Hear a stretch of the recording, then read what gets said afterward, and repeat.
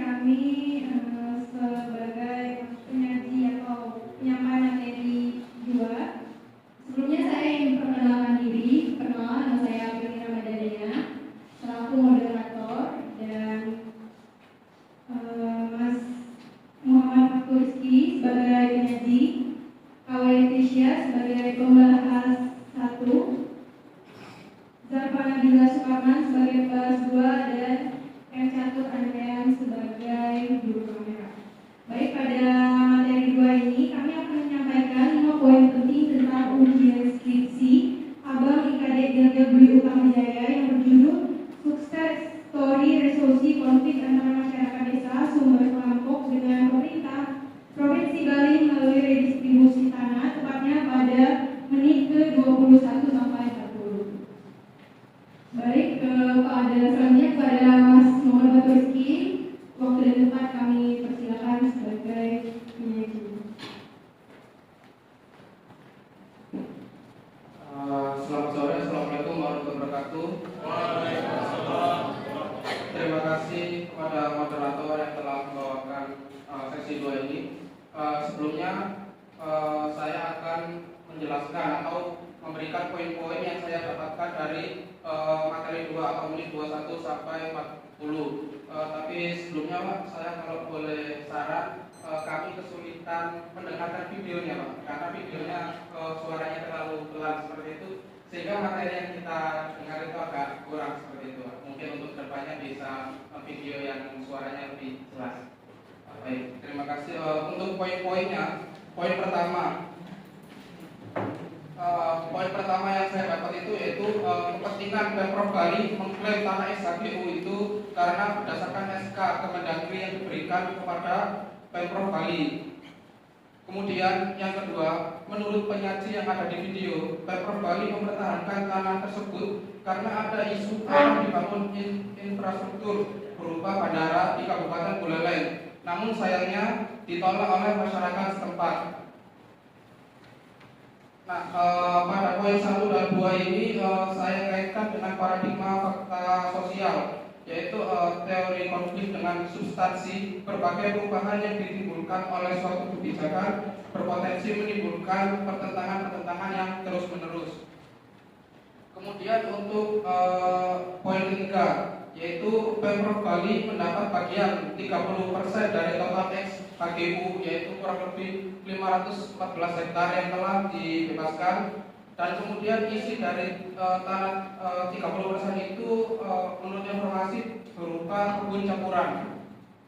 Kemudian yang keempat, dengan pembagian itu Pemprov menjamin kepastian hukum tanah masyarakat melalui kegiatan reforma agraria redistribusi tanah.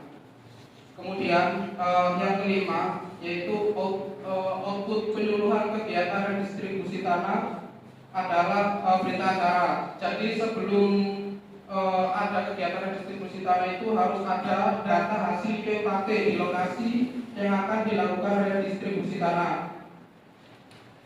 Terhadap poin 5 tersebut saya kaitkan dengan teori struktural fungsional, yang mana bahwa setiap struktur dalam sistem sosial bersifat fungsional terhadap yang lain. Mungkin itu poin-poin yang bisa saya sampaikan. Saya kembalikan ke moderator. Terima kasih.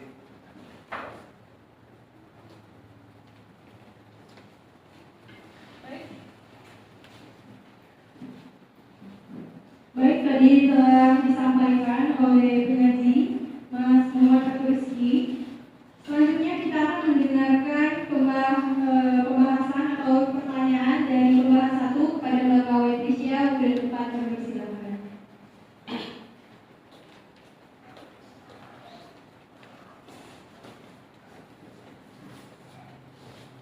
Baik, di sini saya akan membahas poin yang ketiga, yang mana disebutkan bahwa Pemprov Bali mendapatkan bagian 30% dari total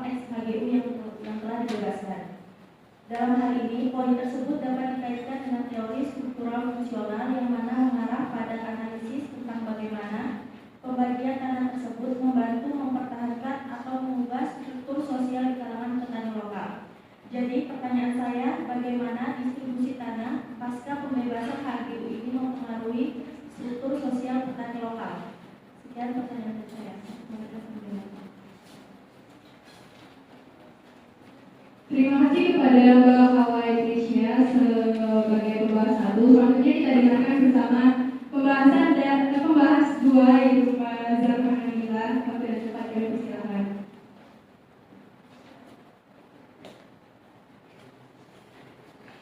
Baik, di sini saya akan menanyakan tentang poin 1 yaitu kepentingan Pemprov Bali mengklaim tanah SHGU karena berdasarkan SK Kemendagri yang diberikan kepada Pemprov Bali. Jika kita melihat poin ini dari pandangan teori konflik, biarpun SK-nya sudah apakah bina tanah HGU yang SK-nya dikeluarkan oleh Kemendagri, biarpun SK-nya sudah dikeluarkan, itu tetap akan menimbulkan konflik atau tidak. Kemudian bagaimana jika Pemprov Bali benar-benar mengalihfungsikan lahan tersebut? Bagaimana kondisi sosial ekonomi di desa tersebut karena tanah yang diambil terbilang cukup luas? Terima kasih. Baik, terima kasih kepada Mbak Zafar Hanila dan kedua pembahas kita pada sore hari ini.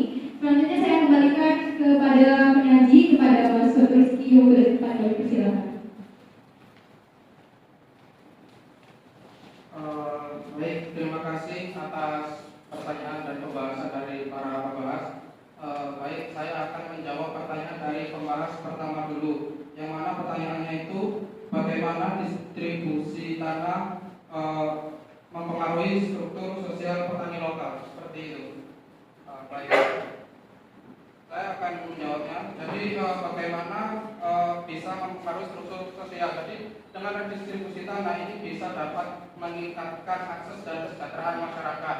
Pembebasan HGU ini dengan diikuti distribusi tanah yang adil akan membuat masyarakat ini merasakan manfaat kepemilikan tanah, sehingga mereka dapat mengolah tanahnya itu dan bisa meningkatkan kesejahteraan ekonomi mereka. Itu yang pertama. Kemudian yang kedua, perubahan struktur ekonomi. Jika tanah didistribusikan kepada petani-petani kecil, ini dapat mengubah struktur ekonomi lokal dengan mengurangi ketergantungan para petani kepada perusahaan besar dan meningkatkan kemandirian masyarakat setempat. Kemudian yang ketiga yaitu konflik dan ketegangan. Distribusi tanah yang tidak merata dan tidak adil dapat menimbulkan konflik, sehingga jika distribusi tanah ini bisa adil dan merata, ketegangan dan konflik itu pun akan bisa dihindari. Selanjutnya penguatan komunitas. Dengan terlaksananya distribusi tanah ini dengan adil dan merata, ini akan timbul kelompok-kelompok tani baru, yang mana dengan kelompok-kelompok tani ini akan membuat komunitas-komunitas dan ikatan sosial di masyarakat semakin erat. Dan yang kelima, perubahan dalam kepemimpinan lokal. Pembebasan dan distribusi tanah juga dapat mempengaruhi kepemimpinan lokal dengan munculnya pemimpin-pemimpin seperti kelompok tani. Kemudian dari uraian-uraian di atas ini saya kaitkan dengan teori pertukaran sosial. Jadi yang mana dengan substansinya itu keberlanjutan tindakan akan terjadi bila memberikan reward dan benefit pada beberapa pihak. Seperti itu untuk jawaban dari pembahas pertama. Selanjutnya saya akan menjawab dari pertanyaan dari pembahas kedua, yaitu pertanyaannya apakah ada konflik apabila tanah itu diberikan ke Pemprov. Kemudian bagaimana jika tanah tersebut dialihfungsikan oleh Pemprov, bagaimana kondisi sosial ekonomi masyarakat? Baik, kalau memang tanah itu akan jatuh ke Pemprov, pasti akan ada konflik. Bahkan menurut videonya itu pun sebelum tanah itu jatuh ke Pemprov itu pun sudah menjadi gejolak di dalam masyarakat setempat. Jadi akan ada konflik jika nantinya memang sepenuhnya jatuh ke tanah Pemprov, sehingga setelah melakukan mediasi timbullah suatu keputusan, yaitu pembagian antara 70% masyarakat dan 30% Pemprov.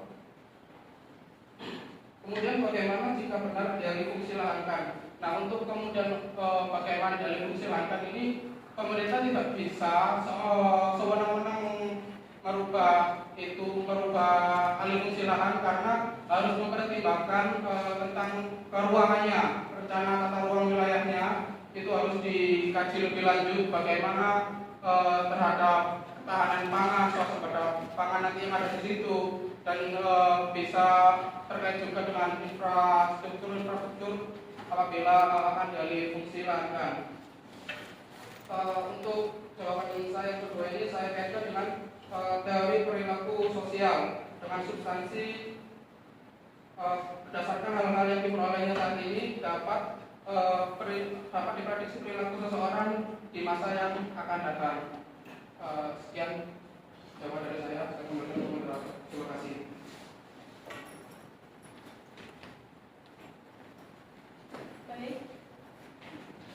Baik, terima kasih kepada para penyaji dan pembahas. Sekian diskusi pada materi 2 pada sore hari ini. Apabila ada salah kata yang kurang berkenan, saya mewakili dari kelompok presentasi materi 2 ini. Mohon maaf. Wassalamualaikum warahmatullahi wabarakatuh.